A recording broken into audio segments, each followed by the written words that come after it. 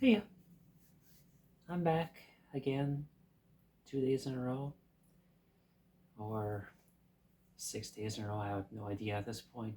If you want to count those midnight uploads of the Icon for Hire sets from last weekend, then I guess I'm going on for a solid week and a half. Anyway, I just wanted to get something new out here. I don't know.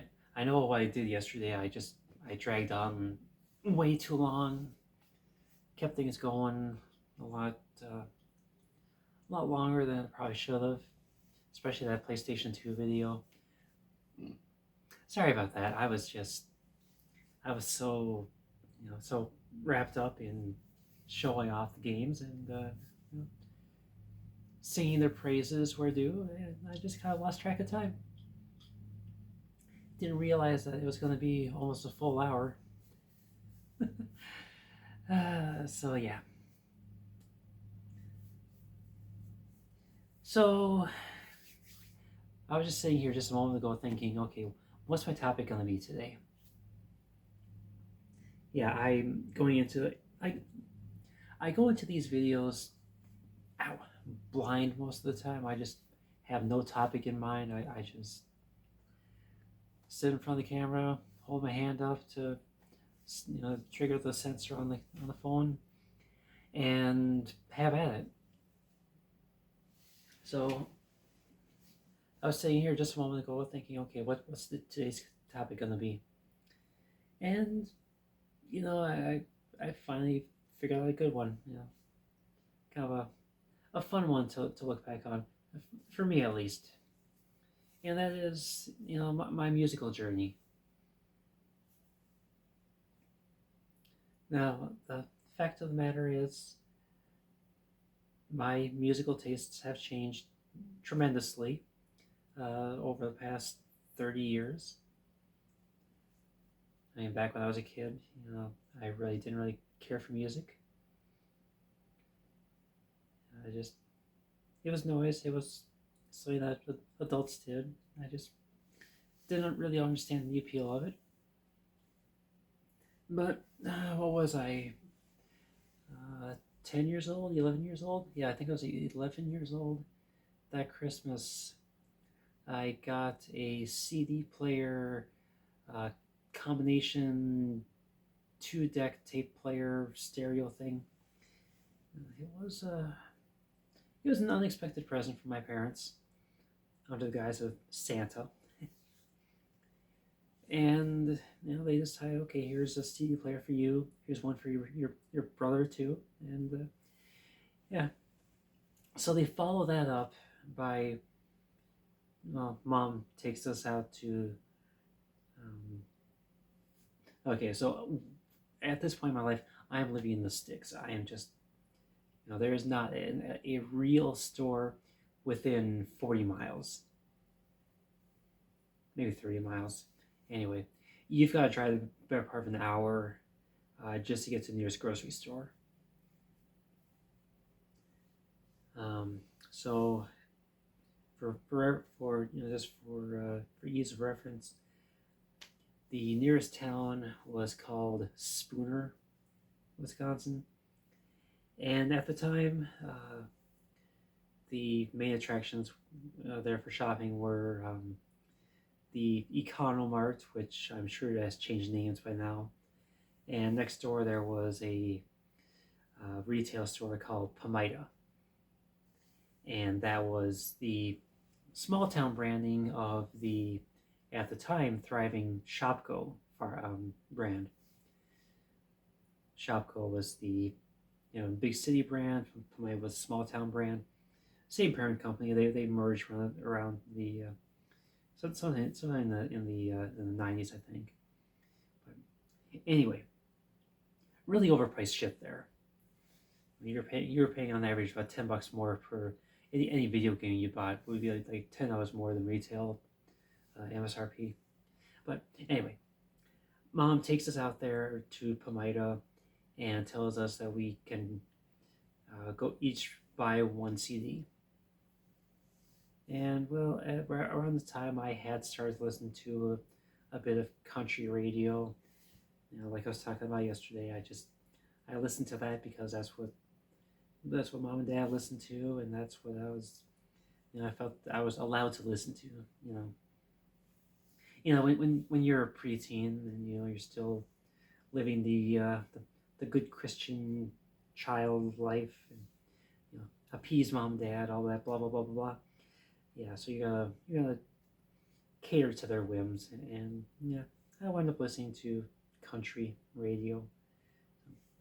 Anyway, I wind up buying this Garth Brooks greatest hits album, and that was the beginning of my musical journey. And I guess being Garth, I guess it's still kind of acceptable, in the mainstream culture even nowadays. But if I could do it over again, knowing what I know now, yeah, I would do it differently. So yeah, over the next, God, what was that year? Like 93, 92, 93. Anyway, for the next 5 years or so, I slowly built up a country music collection. I don't know if I ever got more than like 15 or 20 CDs in total. Not a huge collection, but it was, that took up space.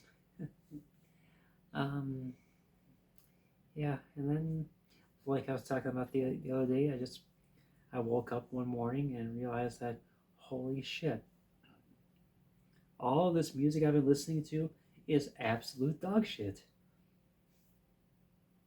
And I gotta sneeze. Yeah, sorry about that. But yeah, so there was, just this. It was like a light switch flipped on. I was like, okay, I need rock. I need something. I need something that actually sounds decent. Doesn't sound like shit. So, uh, go to my brother, who was listening to a lot of alternative rock back then, and he loans me a few of his CDs, and I put together a mixtape, and yeah, that satisfies me for a little while until I can start accumulating some rock CDs of my own, and I think that was around the same point in time where, yeah, I had just started, um, at a friend's invitation, I had started to attend a non-denominational youth group. Um,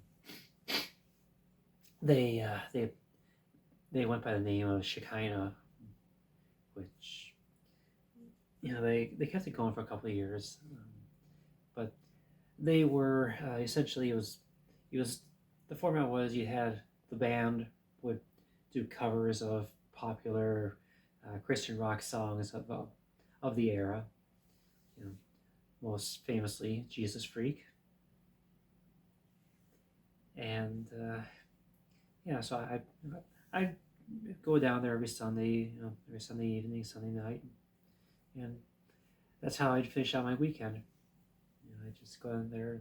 They do their music. They would always have a speaker, give some kind of a talk afterward about any any kind of topic.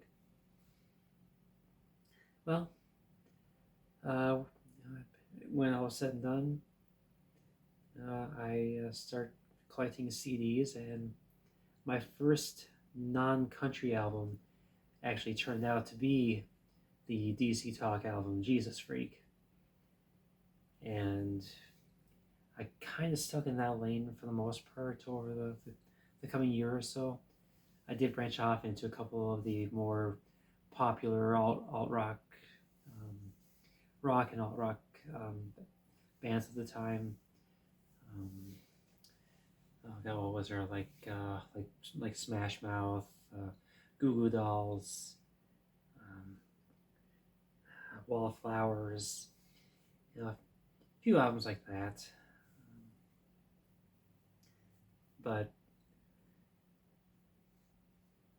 for me, it was good, but it wasn't good enough. You know, and there was about that point where a former friend of mine, he had this kind of weird, you very very you wouldn't expect it to be his musical taste by looking at him. I mean, he was, oh God, I shouldn't even say it. So this is all right around the time that I'm graduating high school. I'm moving out on my own, and just for for context, this friend of mine, he lived down here. He was a year ahead of me, so he lived down here, and my brother had actually moved into the apartment across the hall from him. So I wound up being my brother's roommate. I don't think he actually liked that. I kind of just declared it was going to happen. I didn't really think to ask about it first, but anyway, back on track here. So like my first or second week down here, I decide, we decided to hit Best Buy, and one of the first albums I pick up is the Slim Shady. Is it some? Um, was the second one Slim Shady or Marshall Mathers LP? It was Marshall Mathers LP, wasn't it? Anyway, the one that came out in the summer of 2000. Real Slim Shady and all that shit. But yeah, I just I got into that, got into a bit of bit of rap here, a bit of rap there, and I started to expand my musical taste and to include like some metal here and there. I was really struggling on this one because I was trying to get into the quote unquote Christian metal, because I was trying to stay more centered in that in that what the hell word am I looking for? Anyway, just with that genre, with those crowds, and it did not go well. I was finding bands like No Innocent Victim, Mortification, a couple others I can't think of, and I go off people's recommendations that okay, these bands are going to be really good, and I just couldn't stomach the vocal style, the whole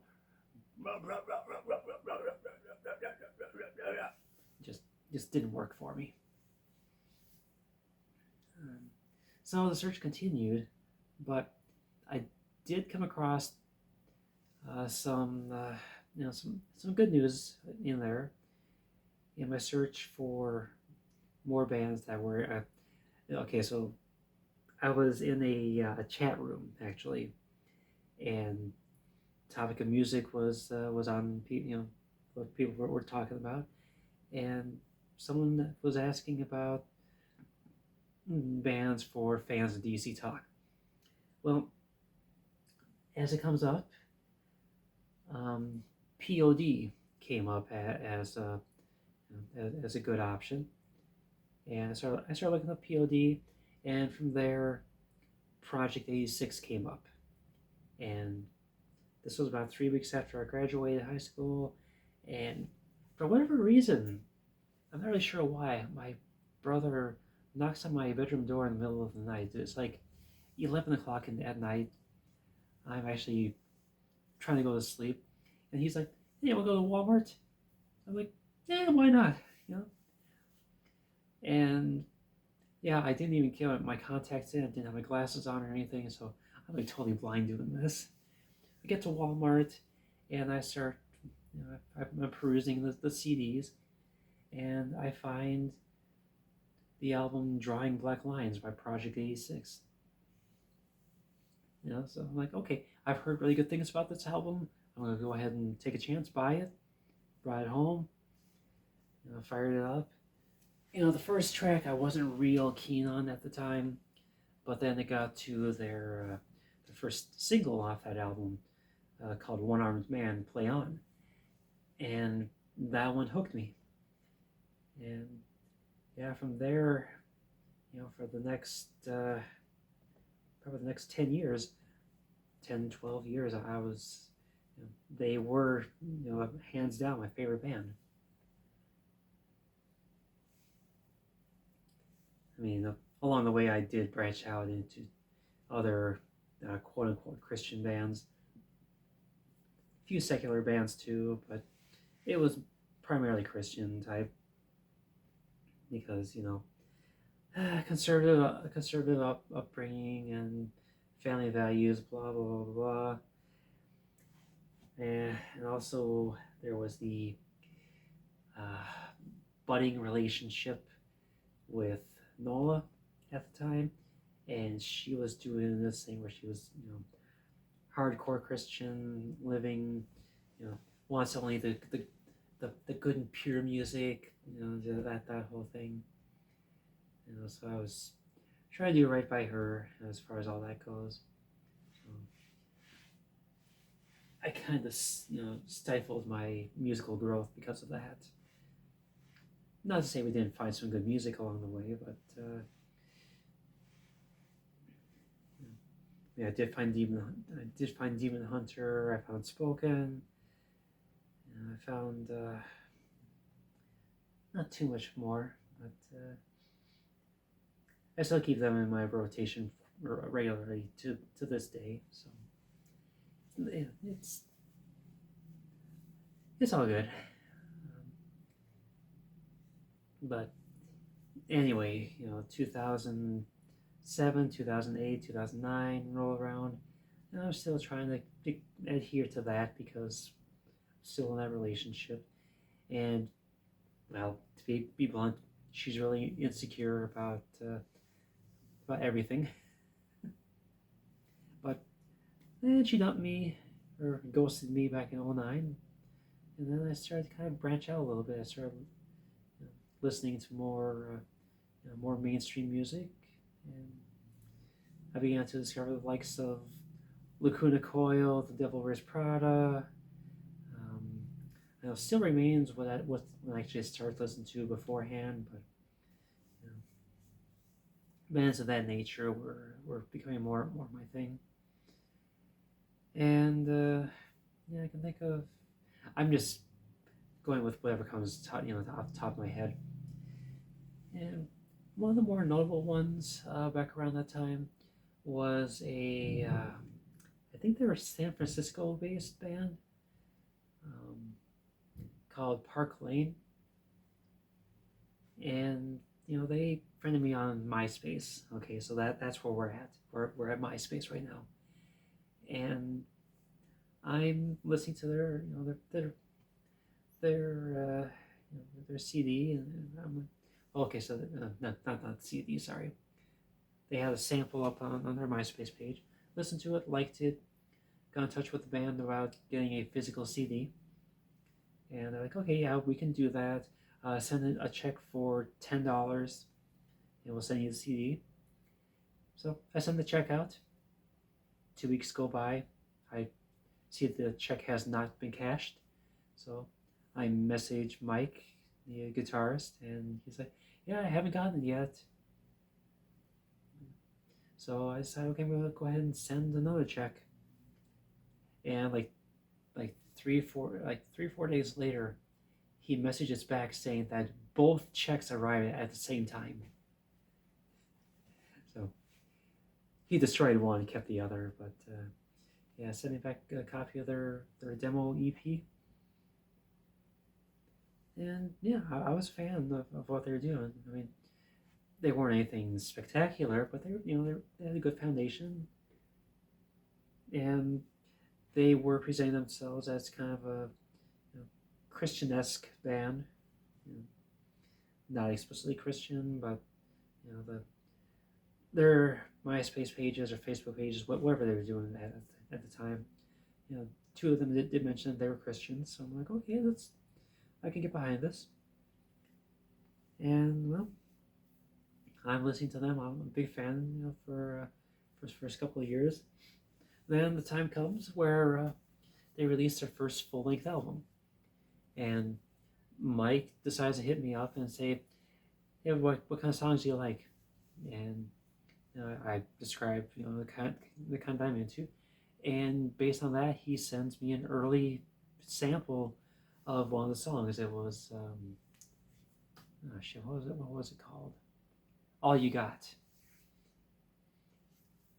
And yes, I think it was All You Got. Shit, I am forgetting things.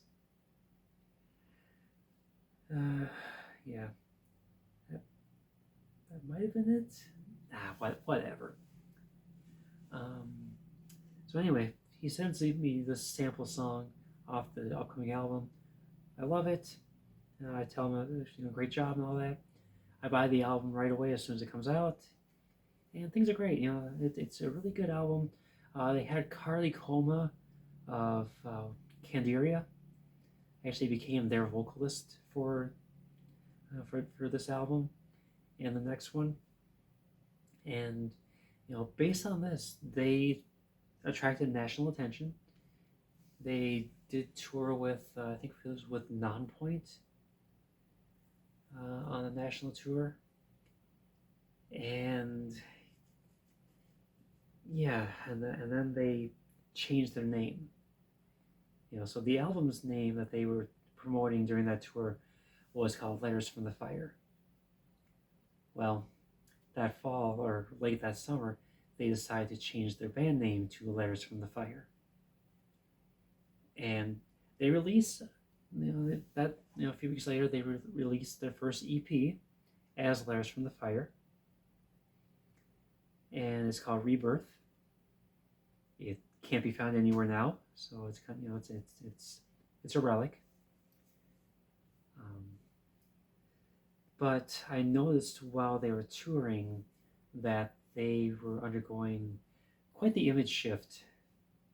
Like, they started off there, they're doing a lot of, keep the noses clean, just, real, real good people, real good guys that, just trying to make themselves out to be accessible to everyone. But they go out on tour and they're living up the rock star lifestyle, bragging about how they're getting drunk, how they're, getting mobbed by the sexy ladies out there, and just all this bullshit about the rock star lifestyle. They just totally got enamored by it, and they were never the same after that.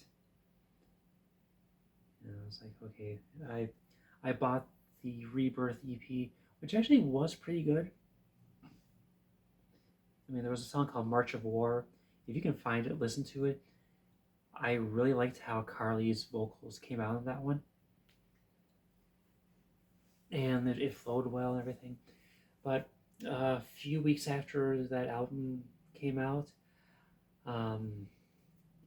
it was, I'm not sure if it was Mike Keller or if it was Cameron. I was Facebook friends with both of them. I forgot which one of them posted, just totally slamming God and, just saying that he has no place in people's lives. So I just realized, okay, you know what, you're going on this route. I just pulled my support from the band right then and there. Basically told them to go get fucked. And began searching for new bands to call my favorites. So a little while before that, I had actually first heard of Icon for Hire. This was back in 2011 when I first heard of them. They had a there was a Tooth and Nail Records sampler, and they had, I want to say it was both Make a Move and Get Well were both featured on that sampler, or it might have just been Make a Move. Anyway, it was enough to entice me, and I found their album at Best Buy a few weeks later. Decided, I'm going to pick it up. Fell in love with the music. But you know, it was at the same time I'm still keeping track of some of my favorite bands from before. You know, Project 86. The following year had their first indie release, funded by Kickstarter, and I was really excited for this one because um, my name actually wound up in the album credits. My old name, that is.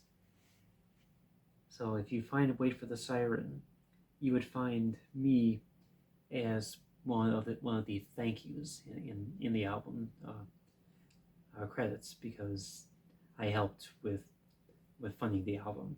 So it was a cheap way to get in there, but I got in there because I spent money. but but for me, that was the last good album that Project 86 did. You know, I loved it because it had a lot of a lot of variety. You know, the sound was really, it was clear, it was authentic, it was just, it was good music. You had Fall Goliath Fall, SOTS. Um, you had Crossfire Gambit featuring Brian Welch.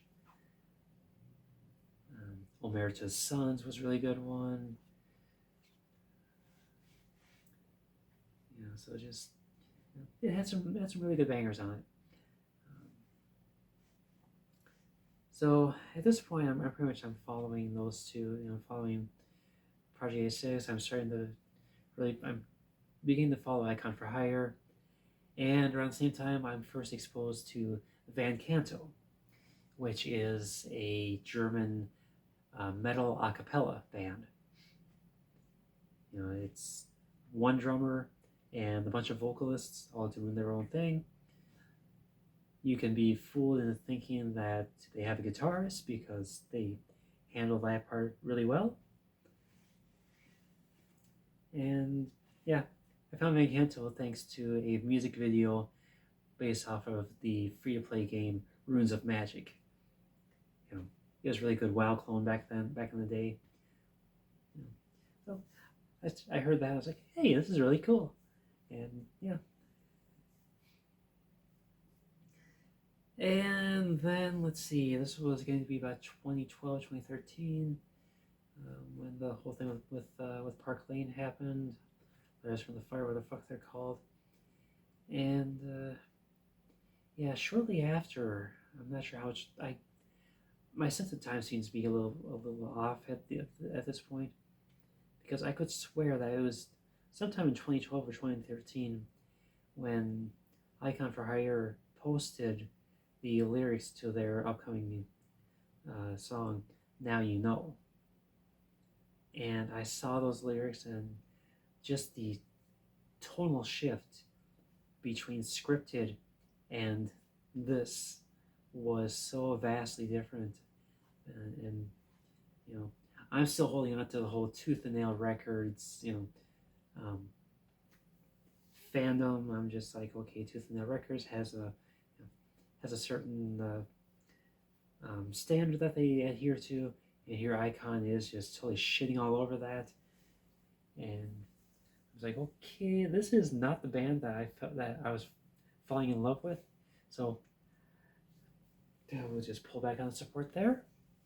And yeah, I let them be for several years up until 2022.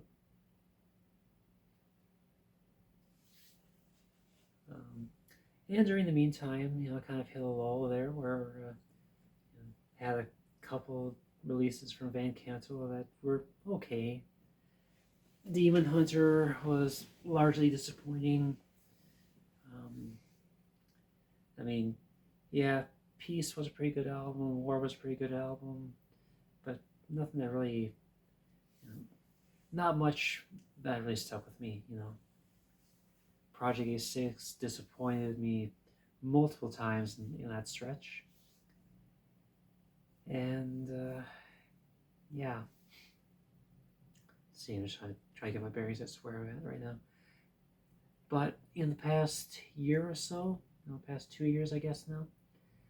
Um, my musical tastes have shifted quite a bit. Um, I'm really not into the harsh music anymore. I mean, if you get something along the lines of, say, Disturbed, I know they get shit on a lot, but I actually kind of like them. But like their level of hardness is about as hard as I want to go with music anymore. Project A6, they've been trying to exceed that. They've been trying to go all out, and it just doesn't resonate with me. But since then, I've been listening. Yeah, it's funny actually. Since I started transition, my preference actually has shifted as well from the more male-dominated bands to the more female vocal-dominated vocals for bands, and it's opened up a lot of new doors for me as far as what I like to hear. And listen, I'm you know like actually this is back before I even started transitioning, but back in 2015 I first heard Delane and really enjoyed their music. And then more recently, Amaranth. I might be saying that wrong. I actually haven't heard their name pronounced by anything official. But and then of course Icon for Hire has been huge. But what's been most surprising for me is recently, like real recently, the last couple months only, I'm just finding all these Japanese speed rock or speed metal, or I don't even know which one I call them. Like they're like all these anime inspired rock bands that thankfully do sing English, so I can actually follow along with the lyrics. But like 2 years ago, I wouldn't even consider that. But now it's become more of my more. It's like it's a rabbit hole that I keep going down further and further. And I was like, okay, this is cool. This is cool. This is cool. More like this. More like this. More like this. And I just I can't help myself. It's like, okay, so I've gone, since my young adult days, I've gone from like the more, I wouldn't say hardcore rock and metal, but like Project A6 back then, their vocal style was very barky, like just, these are the lyrics because this is how I want to sing, that kind of thing. But then anymore, I'm more drawn to fast, high energy, clean vocals, preferably with female vocalists. And yeah, it's been a fun evolution that I wasn't even really aware of at the time until I look back and realize that, oh yeah, I have shifted quite a bit. It's fun. It really is fun to look back and see. Now, unfortunately, that means I got about 300 CDs downstairs that I got nothing to do with anymore because they're so to me anymore. But yeah, I've been still buying albums when I get the chance. Yes, physical media for life, whenever possible. But yeah. So what prompted all this?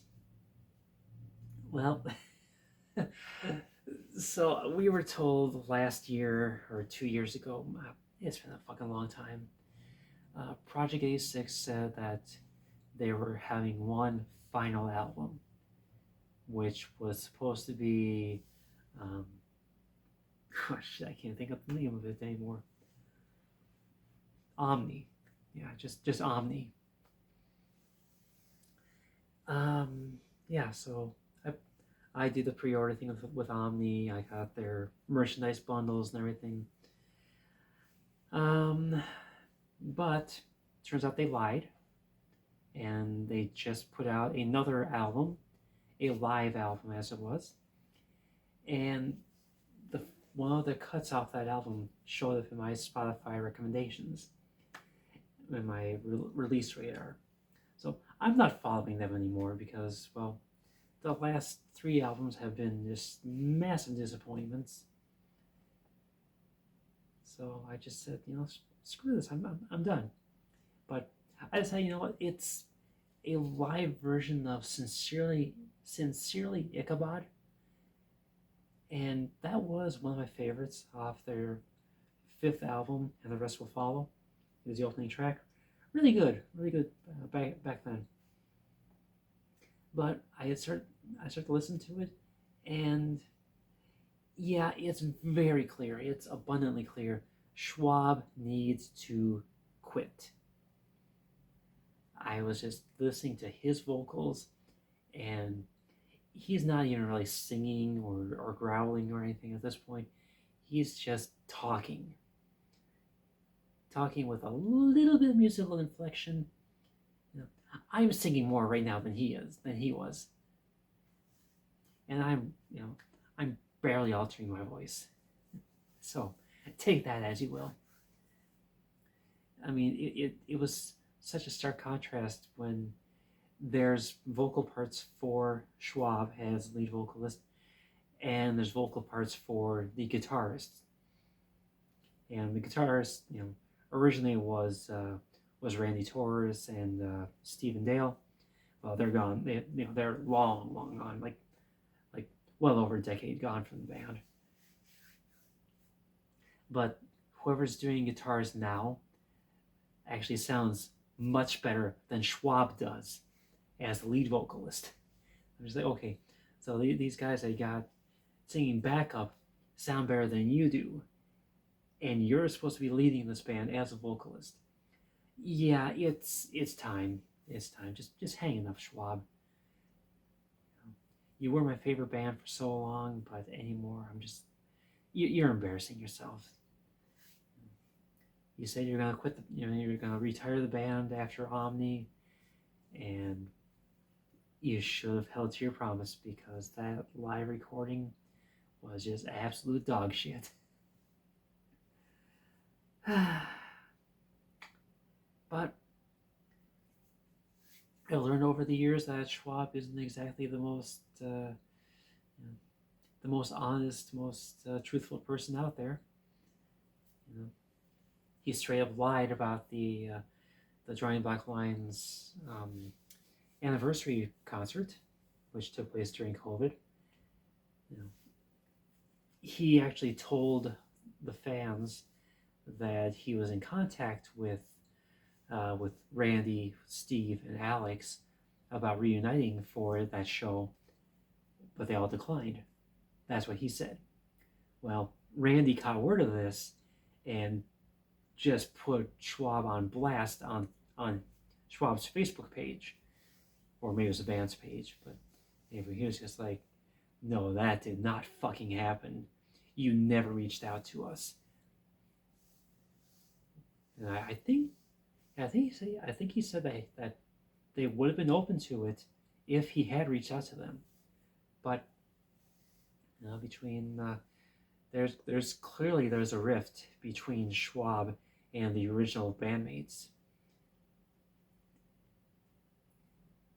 and it's kind of funny to watch it now in hindsight, because even when he's talking about the band's history, Schwab will never refer to Randy, don't say what the last is, to Randy, Steve, or Alex by name. And he's been doing a lot, or like, the lead up to Omni, he was doing a lot of promotional stuff, using merchandise from the band from way back when, old recordings, from the Truthless Heroes era, and he just never mentions the other band members by name. If he does mention them, it's always just, oh, the guitarist did this, the bass player did this, the drummer did this. Meanwhile, on the other side of the coin, um, I forgot what the page was called, but there was a Facebook page I went to. Sorry, not Facebook.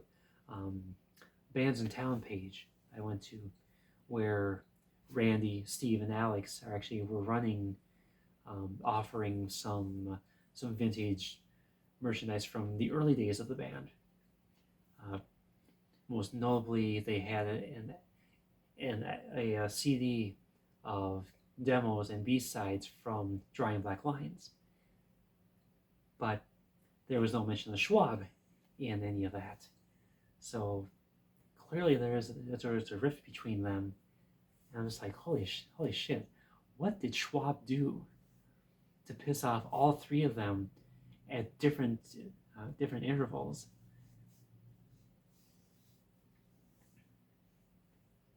Because okay, I know Alex left after he got married, so he was the first departure back in '05, I think it was '04, '05. Um, Randy left, I think it was during the recording of the Picket Fence Cartel back around '09. I think it said that he was in the album credits, though he didn't actually play on that album, if memory serves correctly. I forget what his reasoning was for quitting, but Steve was the last one to leave. I think he left because, they. I think Schwab just wanted him to step away and be lead guitarist. I think that's what happened. I might be wrong, but anyway, Steve just quit the band because he just couldn't handle Schwab's bullshit. Yeah. So Schwab got some new no-name people, and yeah, he's been doing bands with some people I've never even heard of. Anyway, I am really off on a tangent here, aren't I? I'm sorry about that. Um, anyway, I've just been ranting about music and rumors and shit, and I gotta stop that. I am gonna stop this and go to bed because it's late, and the cat is licking herself right next to me because of course she is. And I'm gonna just stop this now. So, pointless video, I know, but hope you got something out of it anyway. And I will talk to you again later, hopefully soon.